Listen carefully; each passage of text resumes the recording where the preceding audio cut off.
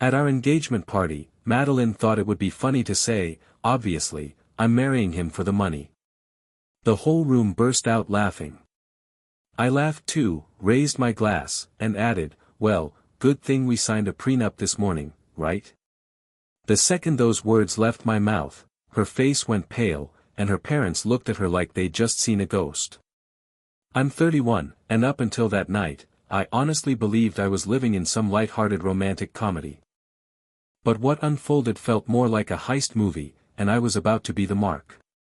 That Saturday was supposed to be our big celebration. Madeline is 28.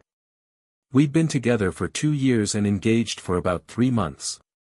I run a software development company that I built from nothing. It wasn't easy, but the grind paid off. These days I take home around $400,000 a year after taxes. Madeline works as an influencer and part-time yoga instructor, and on a good year she clears maybe 30 grand. The party was hosted at her parents' country club. It was fancy, about 150 guests in tuxes and cocktail dresses. Her dad, Harold, comes from old money, and her mom, Clara, carries herself like she was born into royalty. They've always had this attitude about me, since I grew up poor, paid my own way through state college, and built my company working 80-hour weeks. Still, they seemed happy their daughter had landed someone successful. But as the night went on, Madeline kept drinking, and when the speeches started, she really let loose. One of her cousins asked how she knew I was the one. Madeline laughed that little tinkling laugh she does and said, well, I looked at my bank account, then looked at his, and thought, yeah, I could get used to this. The crowd gave a half-hearted laugh, the kind that sounds more awkward than amused. Harold shifted uncomfortably in his chair. Her cousin pressed again, no, seriously, you do love him, right? Madeline grinned and said, of course. I love everything about him, his house, his Tesla, his investment portfolio. That got another round of laughter, but this time it was strained. She waved her hand like she was joking, then added, but honestly, after dating a bunch of broke artists and musicians, finding someone with real money feels like hitting the jackpot. I mean, yeah, I'm marrying him for the money, obviously. Sure, she was drunk, but there's truth in wine. Everyone laughed, because what else could they do? I laughed too, clinked my glass, and said, good thing we signed that prenup this morning, right, babe? The room went silent. Madeline's face drained of color. What? Prenup? She stammered. I smiled and said, the one your dad's lawyer recommended. Then I turned to Harold and asked, you did suggest we put one together, right? Harold looked lost. I never, what prenup, he asked. Oh, the one I had drawn up, I explained. Madeline signed it this morning. Standard stuff. What's mine before the marriage stays mine, what's hers stays hers. Nothing complicated. Madeline shot out of her seat so fast she spilled her champagne. We need to talk. Now. After the party, sweetheart, I told her. Now, she snapped, storming off. I followed her out, but not before winking at my best friend Ethan, who already had his phone out recording everything.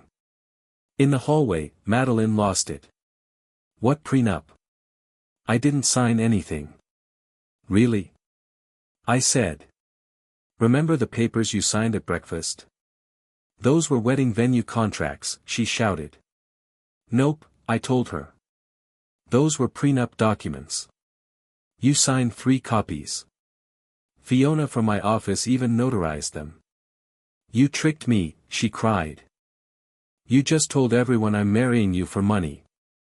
Because that's exactly what you said, I shot back. It was a joke. Was it, though? I asked. That's when she started ugly crying, mascara running everywhere. I can't believe you do this to me, she sobbed. And I can't believe you just announced to 150 people that you're basically a gold digger, I replied. I'm not a gold digger, she yelled. Then the prenup shouldn't bother you, I said. That's when she slapped me. Hard. We're done, she screamed. The wedding's off. Okay, I said calmly. She blinked, shocked. Okay. That's it? Yeah, I told her. If you're calling off a marriage over a prenup, that tells me all I need to know. She stormed back to the party, shouting to everyone that I'd tricked her and trapped her. Her parents didn't look mad at me, they looked mortified at her. Here's the kicker, there was no prenup. The papers she signed really were just boring venue contracts. But her reaction told me everything I needed to know. It's been 3 days since that night, and my phone hasn't stopped buzzing. Madeline moved back in with her parents right away, packed whatever she could into her Range Rover, the one I bought her, by the way, and left me a sweet little note calling me a manipulative psychopath. Sunday morning, Clara called me. Not to apologize for her daughter publicly announcing she was marrying me for money. No, she called to demand that I fix this. She said, "You humiliated our family." I told her, "Your daughter humiliated herself by saying she was after my money." She was joking, Clara snapped. "You're the one who lied about legal papers." I never said she signed a prenup, I reminded her. All I said was, "Good thing we signed one." Madeline jumped to conclusions and lost it. "You tricked her," Clara accused. "Did I trick her into revealing her true character?" "Yeah, I guess I did." Clara hung up on me after that. An hour later, Harold called. The energy was completely different. "Son, I need to ask you something. Is there actually a prenup?" "No," I told him after a long pause. "But she thinks there is." "Apparently." "And she broke off the engagement over it?" "Within 60 seconds of thinking she'd signed one." He let out this heavy sigh. "I'm sorry. I suspected as much. The way she always talked about your money. But I kept hoping I was wrong." I told him, "Yeah, well, for what it's worth, I think I dodged a bullet." He agreed. "You did." But Madeline wasn't finished. Not even close. She went nuclear on social media. She posted this long, dramatic rant about narcissistic abuse and financial manipulation, painting herself as the victim of some master manipulator who preyed on her trust. Of course, she left out the part where she stood in front of 150 people and said she was marrying me for money. Her friends jumped on the bandwagon, flooding my DMs with messages like, "You're disgusting. How dare you manipulate her? She loved you and you played games." That's when Ethan stepped in and posted the video. The entire thing, her drunken comments about money, her laughing about marrying me for my bank account, the awkward chuckles from the crowd, my prenup line, and her complete meltdown. The narrative flipped overnight. Suddenly, the comments were more like, "Wait, did she really admit she's a gold digger? The way she panicked about a prenup says everything. Honestly, he's smart for testing her like that." Madeline tried to do damage control. She claimed the video was edited, taken out of context. Ethan wasn't having it. He dropped the full unedited version, an hour and 43 minutes, complete with her entire speech about how exhausting it was dating men without money. And then, the best part, my business lawyer called me. "Hey, just saw the viral video. Quick question, that Range Rover you bought her, is it in your name or hers?" "Mine," I said. "Insurance too. You want it back?" "Can I even do that?" "You're not married. No prenup needed for gifts you never legally transferred. If the title's in your name, it's still yours." Interesting.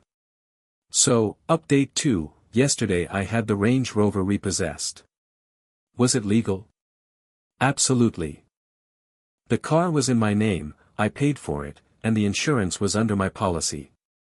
Was it petty? Maybe. Satisfying? Oh, absolutely. Madeline called me from her friend Lila's phone since I'd already blocked her number. "You stole my car," she shrieked. "My car?" "Check the title," I said. I'll sue you. For what? Taking back my own property? It was a gift. Then prove it. Show me the paperwork where I transferred ownership. You're a monster. I'm a monster who still owns a Range Rover, I told her. She hung up. 20 minutes later, Clara called. Return the car immediately. No. We'll call the police. Please do. I have all the documents proving it's mine. You gave it to her. I let her use it. Big difference. What do you want? Money? An apology? I don't want anything. I'm done. She made her choices, showed her true colors. And so did you, because you care more about the car than the fact your daughter announced to a room full of people that she's a gold digger. But then things got even more interesting. Madeline's friend Lila reached out to me privately. Hey, I know you probably don't want to hear from me, but you should know something. Madeline's been bragging for months about how she was going to secure the bag with you. She had a whole plan. Apparently, the plan was simple: marry me, quit working, have a baby right away to lock things down. Lila even said Madeline had a Pinterest board called Trophy Wife Life, with pictures of my house pinned on it.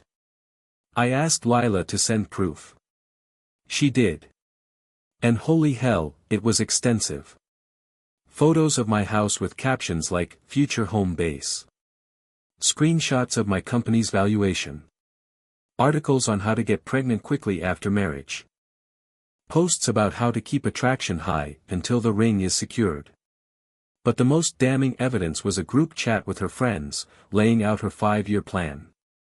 Year 1, marriage and a baby. Year 2, quit working, focus on the kid. Year 3, have another baby for extra security. Year 4, start ramping up expenses, normalize the lifestyle.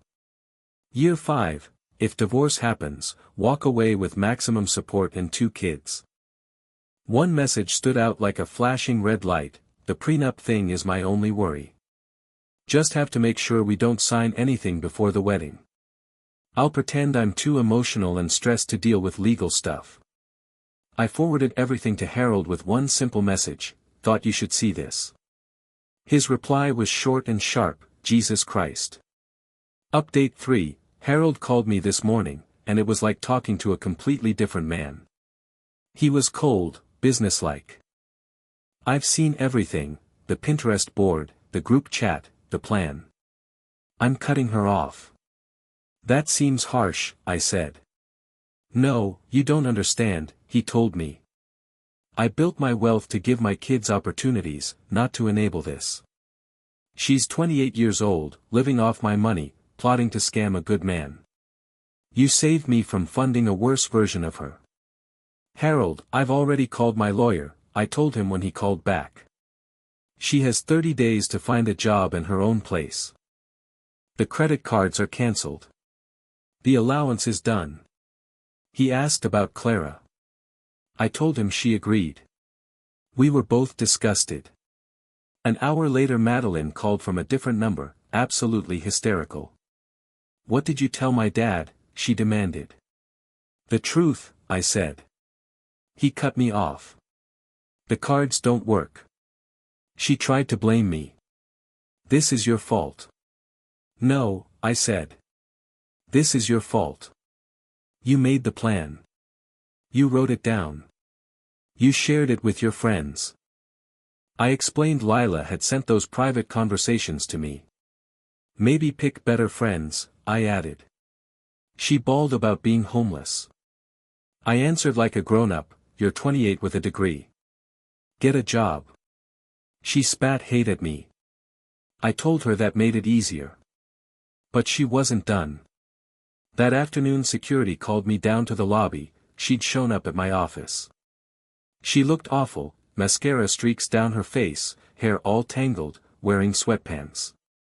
The influencer act was gone. She begged and apologized, swore she didn't mean any of it, that she loved me, that the money stuff was just stupid jokes, that the Pinterest board and 5-year plan were a joke. Her face collapsed when I told her how I'd learned the truth. "Lila sent me everything," I said. She flipped from broken to furious in a second. "That bitch," she screamed. "See? This is the real you," I said quietly. "The mask keeps slipping. She promised she'd change." I asked, "Change into what, someone new?" "That's not how it works." I said I wasn't throwing away 2 years, I was avoiding a lifetime of manipulation. Security stepped forward. "Ma'am, you need to leave," they said. She refused to go without her ring. Oh, the ring. The engagement ring, the $70,000+ cushion cut. I told her the ring was a conditional gift, the condition was marriage. No marriage, no ring. She could keep it until the wedding date passed, then she'd have to return it. She screamed that I couldn't do that. I told her to watch me. Security escorted her out. In the parking lot she keyed my Tesla. Cameras caught it all. I filed a police report and an insurance claim. 2 weeks after the engagement party, the dust was still settling. The wedding had been 3 months away, deposits were lost, but honestly, that felt like a small price for my freedom. Madeline's life was imploding. Her parents gave her 30 days to move out. At 2 weeks in she still had no job and no prospects. She tried to move in with Lila and got blocked after Lila shared the screenshots. Other friends were busy. She's been crashing on a cousin's couch, applying for jobs but showing zero real work experience beyond being an influencer. Her Instagram engagement cratered after the video went viral and brand deals disappeared. Remember the Range Rover? Turns out she'd been telling people it was a push present for agreeing to have kids after marriage, posting about it non-stop, captioning things like, "My future baby daddy treating me right, blessed Range Rover mommy." So when I took the car back, people noticed. Where'd the car go? Why is she taking Ubers? The truth leaked, she never owned it. I let her use it. The image she sold everyone fell apart. Then Clara reached out again, not to apologize, but with more intel. "You should know Madeline is planning something," she said.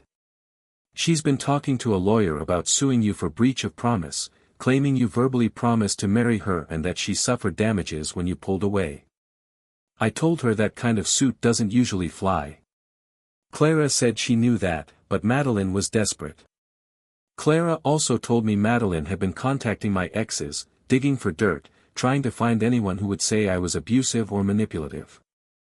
She was trying to destroy me. "Why are you telling me this?" I asked. Clara's answer was simple and gutting. "Because you're a good man who almost became my son-in-law," she said. "And because my daughter has become someone I don't recognize. Or maybe I'm finally seeing who she always was." The part about her reaching out to my exes? That was real. My ex, Jared, texted me out of the blue. She said, "Hey, just FYI, your ex-fiancée messaged me asking if you were ever abusive." Jared told her flat out that I was the best boyfriend she'd ever had and that Madeline was an idiot for letting me go. Madeline's response? She blocked Jared. My other ex, Nina, sent me a similar story. Madeline had gone fishing for dirt, and Nina just told her to get therapy. Not long after that came the lawyer letter, some ambulance chaser demanding $200,000 for emotional damages, loss of lifestyle, breach of verbal contract, and defamation. My lawyer actually laughed when he read it. He fired back right away. She admitted on video she was marrying for money, no verbal contract exists, and truth is an absolute defense against defamation. He also sent a counterclaim for the $8,000 in damage she did to my Tesla. Haven't heard a peep since. Final update. It's been 6 months since that engagement party disaster, and I figured I'd give one last recap since people keep asking. The wedding date came and went. Instead of walking down an aisle, I spent the day in Cabo with Ethan and a few buddies. We got drunk on the beach, watched the sunset, and I thanked the universe for letting me dodge the bullet. The engagement ring was another battle. Madeline tried to keep it, insisting it was a gift.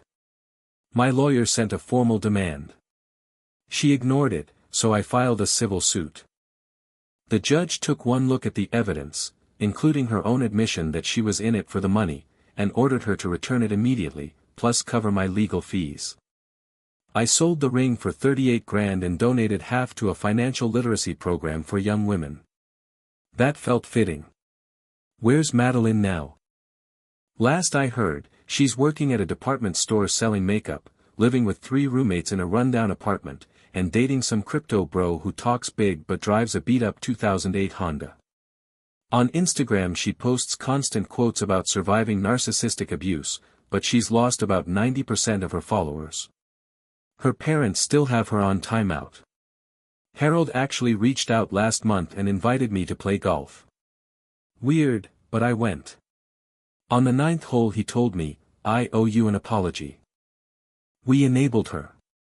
We gave her everything and never made her work for anything. We created a monster. I told him it wasn't all his fault, but he shook his head. It is though. We knew she was shallow and materialistic. We just hoped marriage would mature her. That's not how it works. I know that now.